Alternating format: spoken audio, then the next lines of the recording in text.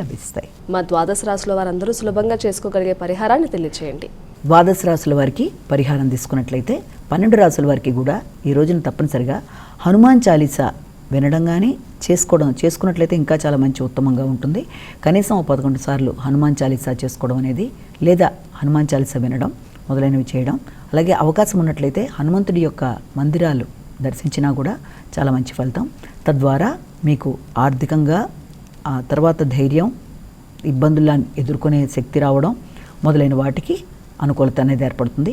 ఆరోగ్యపరంగా, మానసికంగా అన్ని విధాలా కూడా అభివృద్ధి అనేది ఏర్పడుతుంది. కనుక అవకాశం ఉన్నట్లయితే ఇది హనుమాన్ చాలీసాతో పాటుగా దేవాలయ సందర్శన కూడా ఉత్తమం.